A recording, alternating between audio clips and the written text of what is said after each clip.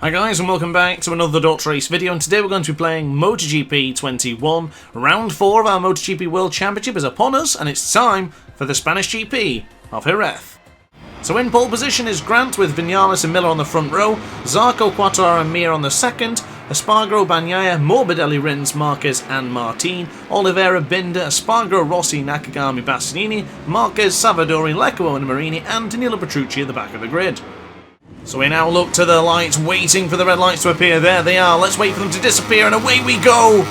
Brilliant. We're off cleanly. Everyone seems to have got away without any issues. Vinales is there on the right-hand side. Is he going to take the whole shot? Going into turn 1, he looks to be quite strong. There is Jack Miller as well. We try and get the cutback, but Miller positions that Ducati in a much better position than we did. Brilliantly done from Maverick Vinales, the man who went into Q1, the same with us, and finished in second place, of course. But now into the left-hander. Can we dive with the inside of Jack Miller? Not quite close enough. Onto the left-hand side we will go.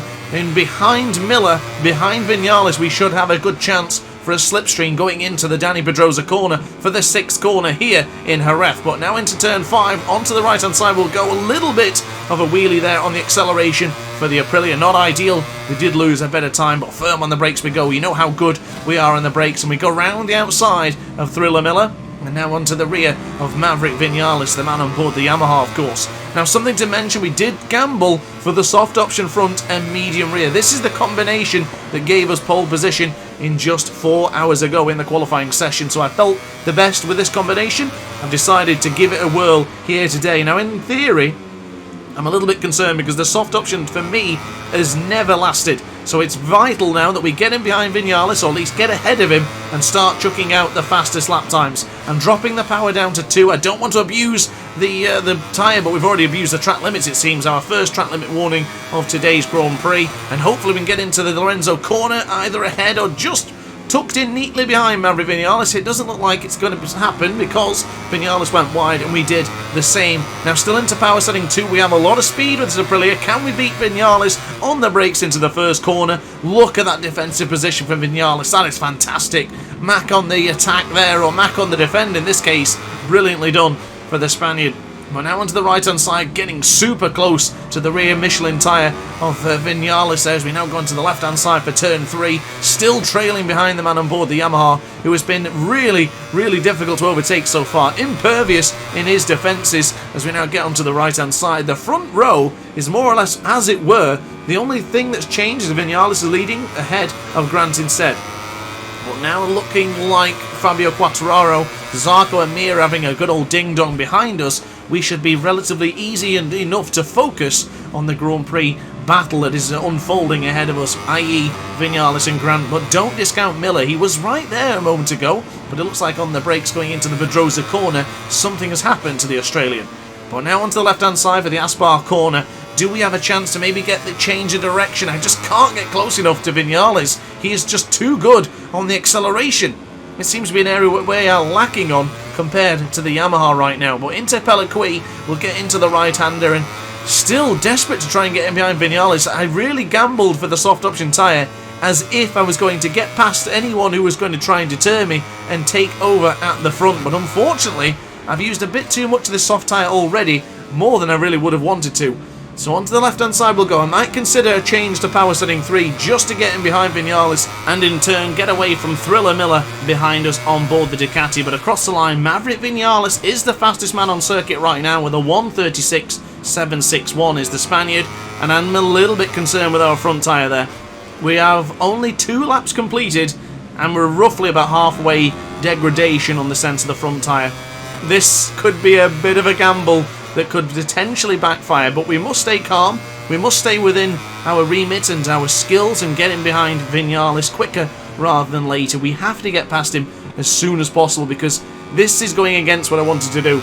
I don't want to be pushing to get behind someone or to chase them down. I want to be trying to have a smooth experience up at the front leading the Grand Prix. But now, hard on the brakes we'll go. Look how firm we were braking there going into the Pedrosa corner, skipping it across into the brakes. But now we're right onto the rear of the Spaniard ahead. Left-hand side we'll go for turn 7. Is this going to be an opportunity for us any moment now going into the right-hander in just a moment's time? That little bit of a cutback, it can be done here. I've done it before, but not quite close enough for this time going into the right-hander. But now onto the tight tight apex there, and going to the wider line, going to the even tighter apex of Pelliqui. We are still pressuring Vinales to any form of mistake, or just trying to force him into a chance so we can get past him. He got a little bit out of shape himself going into the right-hander, just as we did a moment's time, but into Ferrari we'll go. We've got a lot of speed going into Lorenzo corner, but Vinales still too strong on the brakes going into the final corner. But look how this has just materialised ahead of us. Oh, if we hadn't touched the rumble strip, we would have had a good chance of getting past the Spaniard, but across the line we will go. Fastest man on track right now is the man in second position, Grant, with a 1:36.565 into the third lap. Not too bad, or at least closing out the third lap at the beginning of the fourth one. So now into Michelin, nice and tight to the apex, chuck it into the left-hand side, just shift it up in a minute, just for second gear, and then get into the left-hand side, drop it to second, and get in behind Maverick Vinales. Look at the speed we're going to pick up by getting into the slipstream. This is crucial. We must get past him going into the Pedrosa corner, otherwise I'm just going to waste way too much tyre trying to chase him down.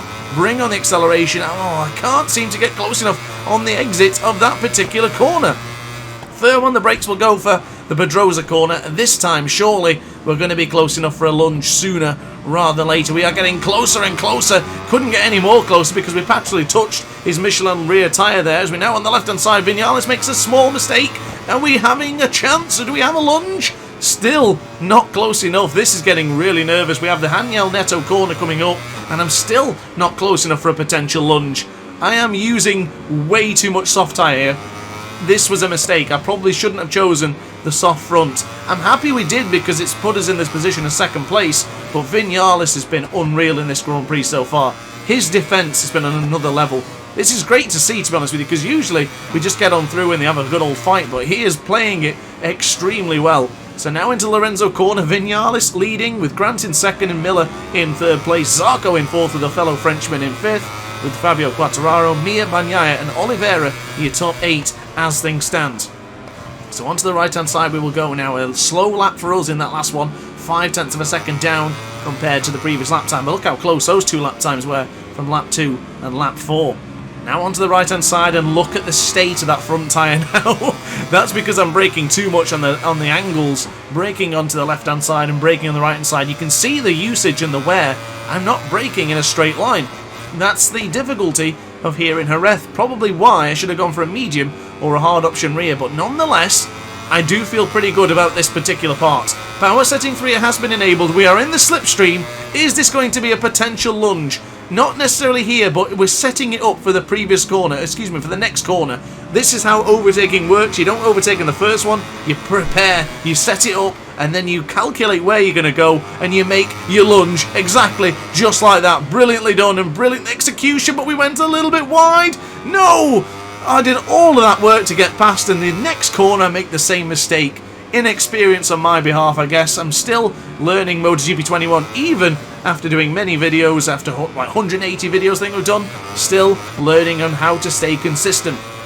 Right hand side will go now for the Cribier corner. Vinales can breathe a little bit of a sigh of relief because of course he did get well, he was gifted the position back, let's say. As I now get onto the left hand side for Lorenzo corner. Please give me another chance, Vinales. I want to get back together with that first position, and you are hindering my progress. Good news is Johan Zarco's not on the podium yet. Towards the end of Grand Prix, that's where he usually shines. We've seen it in Portimao, and we might see it here in the Grand Prix of Andalusia. Now, this is a little bit concerning for me. We're starting lap 6. We still have plenty more laps left in this particular venue, and the soft option tyre is looking very, very worse for wear. Vinales leading by 0.3 of a second, Miller behind by 0.4 of a second behind me. So as long as the status quo remains as is, we'll have a good chance of at least staying on the podium. Getting back at Vinales is going to be very difficult, and that little bit of a mistake there has not helped us in any way, shape or form. Power setting 3 has been applied once again, but I'm eager to keep off it because of course the more power you're being pushed into those tyres, the more it's going to degrade, and we can't afford that to happen. But I'm thinking, let's just use power setting 3, get the hell past Vinales and start pulling away because we are running out of time rapidly. So we must get ahead of Vinales sooner rather than later. Vinales runs it a little bit wide. Can we get the cutback going into Angel Neto? Not quite close enough. Maybe going into Pelliqui we can get him up and get set up for a wonderful move, but it's still not going to happen. I'm getting a bit nervous here, guys. I won't lie to you. This is getting very, very concerning. We still haven't got the job done. It's 6.5 laps into it, almost starting the 7th lap, and we just can't get involved. Come on, we have to get it done. We have to get past Vinales for a chance of victory here. If we leave it any later, there's no chance I'm going to be able to get past him. So across the line we will go. It's another good lap from us. Hard on the brakes will go. Vinales is in perfect position to defend against me once again, but he's ran it a little bit wide. Go for the tighter apex. Still can't get quite close enough. Can we dive with the inside? Oh, this is going to be a lunge for the ages. A little bit aggressive. Nothing personal, Vinales, but I really, really needed to get through, and we finally got the job done. Finally, we do get ahead of Vinales, and we now have the lead. That has taken far too long. Look at the state of that front tyre. It's an absolute mess. It's a disgrace. Oh, we cannot afford a battle with Vinales or even Jack Miller, but my concern is now that because of that move to Vinales, Miller is going to be right on the cusp of potentially having a go at Maverick Vinales, and if he's been saving his tyres, just biding his time, he could have a lot left in this Grand Prix. Same as Johann Zarco. I can't quite see in the graphic in the bottom left hand corner of your screen, but it does look like a 4 or 5 bike trail right now going into the left hander of Jorge Martinez Aspar. Never mind about that. Never mind about that anymore. Vinales and Zarco, excuse me, Miller have just crashed. Oh, that's a disaster for Maverick Vinales. After leading for so long, the lap that he finally loses the lead has been taken out, or he's crashed. I'm not entirely sure what's happened there. Something has happened. All I know is carnage has been occurred. And can you believe it? This lucky bugger, Johann Zarco, on the podium once again, inherited this podium position, and now I have absolutely nothing left on that front tyre. Johann Zarco is the most fortunate man in MotoGP 21, and he's already through. Power setting 3 has been applied. I can't stand it any longer. The Frenchman is not going to ruin our party here today. Aggressive fighting back, going into the first corner. Oh, have a bit of that. Oh, little Zarco did a little bit of a bunny up then. Shout out to that one, and a call back to my Trials Fusion series. A little bit of a bunny up goes Johann Zarco. Lord almighty. I just couldn't allow it. Could not allow it. I'll be as aggressive as possible. I'll be aggressive as he was in Portimao when he just bopped me going into the 4th corner. I'm not having it anymore, Zarco. The rivalry has officially blown up now. The disdain from both riders now. This is going to be one heck of a finish if we get Zarco and Grant battling it out to the finish. But it seems to be another Frenchman has just chucked in his hat for the sense of the battle, and he is ready to get the gloves off, get the Alpine Stars gloves off and get him against the dying easy leathers of Grant. Well, let's see what happens going into the rest of this one, because Quartararo is now into 2nd place. Ooh, getting aggressive, just shoving me a little bit wide there. As we go for the defensive line. Get off my rear tyre there. Oh, Quartararo's gone to... Oh, massive contact! Whoa, Johann Zarco. He did the same thing last season. He did the exact same thing last season. Going into that corner, and Grant gets battling. Oh my god, this is getting racy. Oh, rubbing his racing, ladies and gentlemen. That was the most aggressive move I have ever done within MotoGP 21. That was criminal. That was absolutely criminal. I absolutely clobbered him then. I've had enough of Zarco. I honestly have. Every single time we race him, he gets aggressive and shoves me wide with absolute reckless abandon, and he did it again right there. I couldn't allow it. Quartararo hit my rear tyre. I almost crashed, pushed him off, and then all of a sudden Zarco launches up on the inside. But now, guys and gals, that was the penultimate lap. This has flown by, and I've ran it wide going into the 1st corner. Johann Zarco has been given the lead. We must fight back immediately. Oh, a little bit of contact. More contact, shoving the Frenchman wide. Look how aggressive this is getting as Johann Zarco still comes out on top. This is ridiculous. My front tyre. Look at the front tyre, guys. Oh, my goodness. Power setting 3 has been applied, and it will be there for the end of this Grand. In fact, it can't be. We don't even have enough fuel left for that.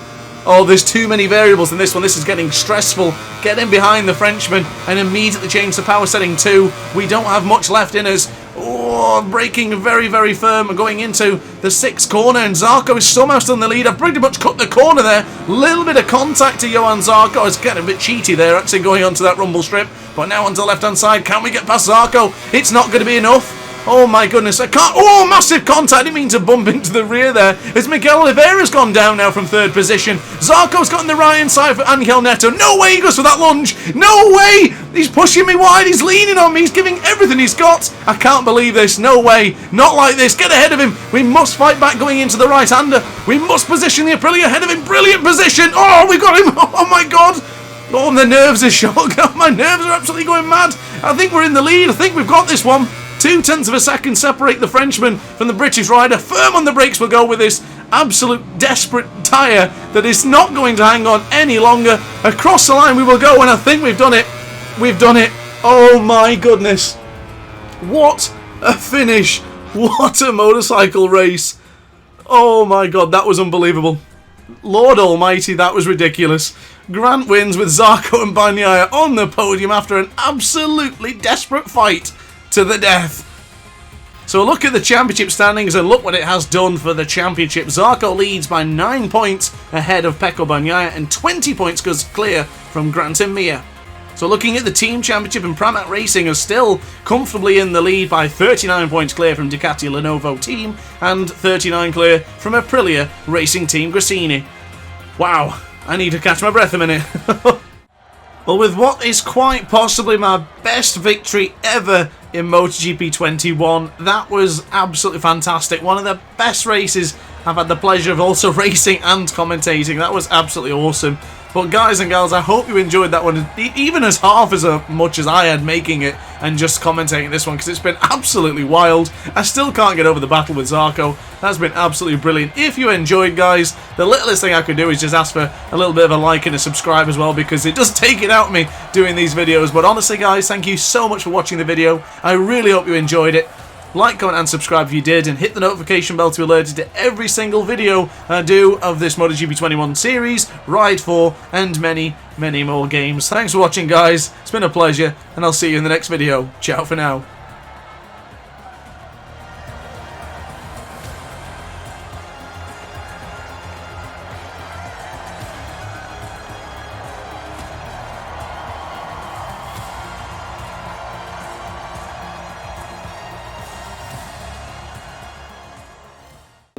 Oh hi, didn't quite see you there. Good to see you're still here. If this video didn't quite sate your appetite, then why not watch some more DrAce content by clicking the video shown on screen now. Furthermore, if you would like to follow me on social media, you can do so now with the links down in the description.